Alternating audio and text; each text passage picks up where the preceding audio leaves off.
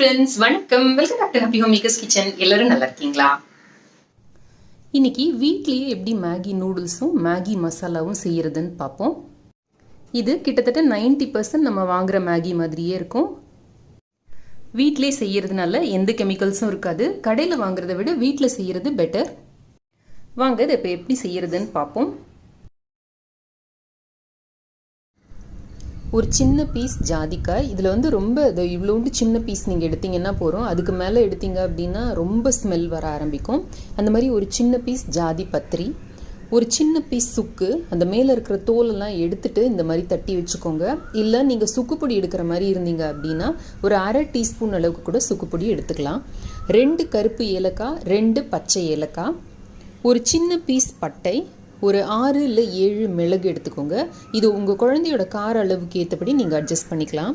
2 table spoon அளவுக்கு வறுத்த நிலக்கடலை, தேவையான அளவு உப்பு, 1 டீஸ்பூன் அளவுக்கு சர்க்கரை, நான் இங்கே ஆர்கானிக் சர்க்கரை எடுத்திருக்கேன்.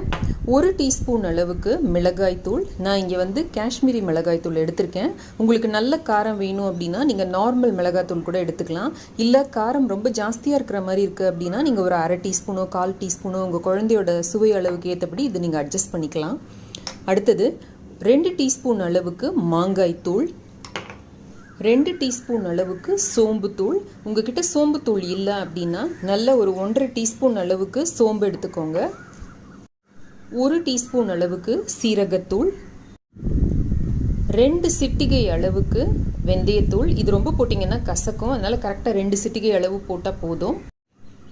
1/2 டீஸ்பூன் அளவுக்கு கார்ன்ஃப்ளவர் மாவு அல்லது மக்காச்சோள மாவு, 2 டீஸ்பூன் அளவுக்கு தனியாத்தூள், 1/4 டீஸ்பூன் அளவுக்கு மஞ்சள் தூள், 1 டீஸ்பூன் அளவுக்கு சிட்ரிக் ஆசிட் அல்லது லெமன் சால்ட், 2 டீஸ்பூன் அளவுக்கு தக்காளி பவுடர். இந்த தக்காளி பவுடர் ஒருவேளை உங்ககிட்ட இல்லை அப்படின்னா நான் உங்களுக்கு நூடுல்ஸில் அதுக்கான மாற்று வழி சொல்கிறேன், நீங்கள் அந்த மாதிரி செய்துக்கலாம். 2 டீஸ்பூன் அளவுக்கு வெங்காய பவுடர், இதுவும் உங்களுக்கு வாங்க கிடைக்குது. இது எல்லாமே நான் நட்ஸ் அண்ட் ஸ்பைசஸ்லேருந்து வாங்கினேன். இது 36 ரூபா ஆகுது 100 கிராம். 2 டீஸ்பூன் அளவுக்கு பூண்டு தூள், இதுவும் நட்ஸ் அண்ட் ஸ்பைசஸ்லேருந்து தான் வாங்கினேன்னா இது 32 ரூபா ஆகுது 100 கிராம். தக்காளி 100 கிராம் பேக்கெட் 50 ரூபா. இப்போ ஒரு மிக்ஸி ஜார் எடுத்து உப்பு, சர்க்கரை, கடலை, இந்த பட்டை, இந்த மிளகு, இந்த மசாலா சாமான்கள் எல்லாத்தையுமே சேர்த்துப்போம். நம்ம ஜாதிக்காய் நான் இவ்வளோ சின்ன பீஸ் கட் பண்ணி எடுத்திருக்கேன், இதையும் சேர்த்துக்கிறேன். இதோட இந்த 1 டீஸ்பூன் அளவுக்கு லெமன் சால்ட்டையும் சேர்த்துக்கோங்க. இப்போ இது எல்லாத்தையும் சேர்த்து மிக்சியில் நல்லா அரைச்சிட்டு வந்துடலாம். மெயினாக நம்ம இதை மட்டும் ஏன் முதல்ல எடுக்கிறோம் அப்படின்னா உப்பு சர்க்கரையோடு சேர்த்து அரைக்கிறப்ப இதெல்லாம் நல்லா மையாக அரைஞ்சிரும். இப்போ இதோட மற்ற பொடிகள் எல்லாத்தையுமே சேர்த்துடுவோம். இப்போ நம்மளோட மேகி டேஸ்ட் மேக்கர் அல்லது மேகி மசாலா தயார். இதை ஒரு உலர்ந்த ஏர் டைட் கண்ணாடி பாட்டிலில் போட்டு வச்சுக்கோங்க. 1 மாதம் வரைக்கும் வெளியிலேயே நல்லாயிருக்கும். இதை சின்ன குவான்டிட்டியில் பண்ணிக்கிறது நல்லது, ஏன்னா இதோட வாசனை போய்டும். அதுக்கு மேலே நம்ம செய்து வச்சோம் அப்படின்னா இன்னும் எக்ஸாக்டாக உங்களுக்கு அப்படியே மேகி மசாலா மாதிரியே வேணும் அப்படின்னா 1 டேபிள் ஸ்பூன் அளவுக்கு நூடுல்ஸை எடுத்து நல்லா பொடி பண்ணிக்கோங்க. அந்த பொடியையும் இதோட மிக்ஸ் பண்ணிங்க அப்படின்னா அச்சு அசல் நமக்கு மேகி மசாலா மாதிரியே இருக்கும். இது நான் இன்னைக்கான அதை ஆட் பண்ணலை. இது நீங்கள் நூடுல்ஸ்க்கு மட்டும் இல்லை, பொரியல், வெஜிடபிள் கறி எது பண்ணீங்க வேறு எதில் வேணாலும் நீங்கள் ஃப்ளேவரிங்க்கு இதை சேர்த்துக்கலாம். ஒரு குக்கர் பேனில் 1/2 கப் அளவுக்கு தண்ணி எடுத்துக்கோங்க. இதில் தேவையான அளவு உப்பு போட்டுக்கோங்க. தண்ணி இந்த மாதிரி முத்து பதமாக கொதிக்கிறப்ப அதில் 3/4 கப் அளவுக்கு கோதுமை மாவு கலந்துக்கோங்க. 1/4 கப் அளவுக்கு மக்காச்சோள மாவு அல்லது கார்ன்ஃப்ளவர் மாவு கலந்துக்கோங்க. ரெண்டுமே வீட்டில் தயார் பண்ணலாம். அதுக்கான லிங்க் நான் உங்களுக்கு டிஸ்கிரிப்ஷன் பாக்ஸில் கொடுக்குறேன். இப்போ ஒரு கரண்டி வச்சு லைட்டாக கலந்து கொடுங்க. சும்மா அப்படி கலந்து கொடுத்துட்டு கேஸ் ஆஃப் பண்ணிவிடுங்க. மாவும் தண்ணியும் கலக்கிற அளவுக்கு லேசாக இப்படி கலந்து கொடுத்தீங்கன்னா போதும், ரொம்பலாம் கலக்க வேண்டாம். இந்த மாதிரி நல்லா கலந்துட்டு குக்கர் கேஸ் கட்டும் வெயிட்டும் போட்டு இதை மூடி வச்சுருங்க. ஒரு 5 நிமிஷத்துலேருந்து 8 நிமிஷம் வரைக்கும் வைங்க. நீங்கள் இப்படி தொட்டு பார்த்தீங்க அப்படின்னா அந்த லியூக்வார்ம் டெம்பரேச்சருக்கு வர்ற வரைக்கும் இது இப்படியே இருக்கட்டும். இந்த மாவு சூடு ஆறுறதுக்குள்ளார நம்ம இடியாப்ப தட்டில் எண்ணெய் பூசி வச்சுக்கலாம். முறுக்கு அச்சில் இந்த அச்சை போட்டுக்கோங்க. வேணும்னா நீங்கள் இந்த இடியாப்ப அச்சை கூட யூஸ் பண்ணிக்கலாம். ஸோ உங்களுக்கு எந்த அளவில் வேணுமோ அந்த அளவில் அச்சு எடுத்து போட்டுக்கோங்க. இப்போ நம்மளோட குக்கர் வந்து லியூக்வார்ம் டெம்பரேச்சருக்கு வந்திருக்கு. இப்போ இதை நல்லா கை வச்சு இதை பிசைஞ்சுக்கோங்க. உங்கள் ஊரில் ஒருவேளை தக்காளி பவுடர் கிடைக்கல அப்படின்னா, ஆனியன் பவுடர், இந்த கார்லிக் பவுடர் அதெல்லாம் கிடைக்கல அப்படின்னா, ஒரு தக்காளி, ஒரு வெங்காயம், ஒரு 1 இல்லை 2 பூண்டு பல் எடுத்துக்கோங்க. மிக்சியில் போட்டு அதை நல்லா அரைச்சிக்கோங்க.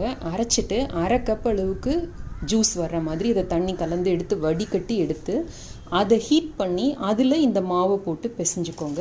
அப்படி பிசைஞ்சிங்க அப்படின்னா ஓரளவுக்கு உங்களுக்கு அந்த மேகி டேஸ்ட்டு கொண்டு வர முடியும். இந்த மாதிரி மாவை பிசைஞ்சு நம்ம இடியாப்பாச்சில் போட்டு இப்போ பிழிஞ்சிக்கலாம். இந்த மாவு கொஞ்சம் வெதுவெதுப்பாகவே இருக்கிறப்ப புழிஞ்சிங்க அப்படின்னா தான் உங்களுக்கு புழியறதுக்கு ஈஸியாக இருக்கும். கொஞ்சம் கோல்ட் ஆகிடுச்சு மாவு அப்படின்னா ரொம்ப ஹார்டாக இருக்கும். இப்போ இதை இடியாப்ப தட்டில் பிழிஞ்சிக்கோங்க. இட்லி பானையில் தண்ணி வச்சு நல்லா சூடு பண்ணுங்கள். இப்போ இந்த நூடுல்ஸை வச்சு 10 நிமிஷம் வேக வச்சு எடுத்துக்கலாம்.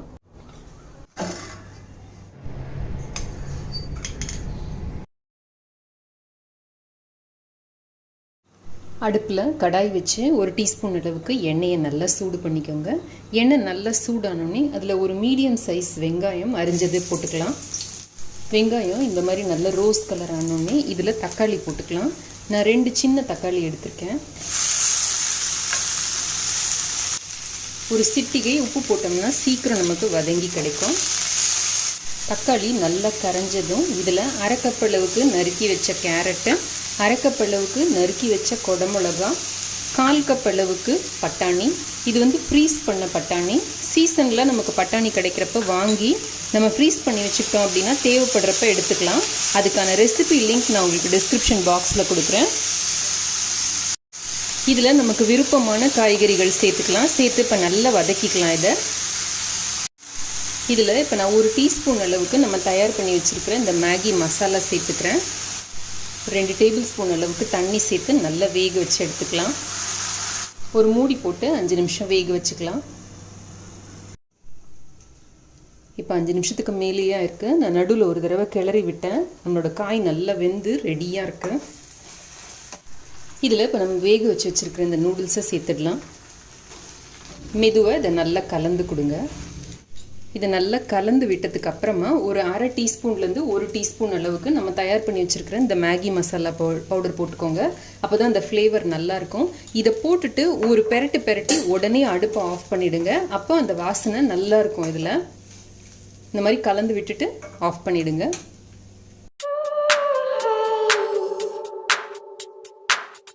இந்த வீடியோ உங்களுக்கு ரொம்ப பிடிச்சிருக்கும்னு நினைக்கிறேன். பயனுள்ளதாகவும் இருக்கும்னு நினைக்கிறேன். அவசியம் இதை ட்ரை செய்து பாருங்க. ட்ரை செய்து பார்த்து எனக்கு உங்களோட கமெண்ட்ஸையும் ஃபீட்பேக்கையும் கீழே இருக்கிற கமெண்ட் செக்ஷன்ல எழுதி அனுப்புங்க. இந்த வீடியோ பிடிச்சிருந்ததுன்னா லைக் பண்ணுங்க. நம்ம சேனலுக்கு சப்ஸ்கிரைப் பண்ணி ஹாப்பி ஹோம் மேக்கர் குடும்பத்தில் ஒரு அங்கத்தினரா சேர்ந்துருங்க. இணைந்திருங்கள். ஹாப்பி ஹோம் மேக்கருடன் என்னாலும் நன்றி, வணக்கம். ஆரோக்கியமான சமையல், ஆனந்தமான வாழ்க்கை.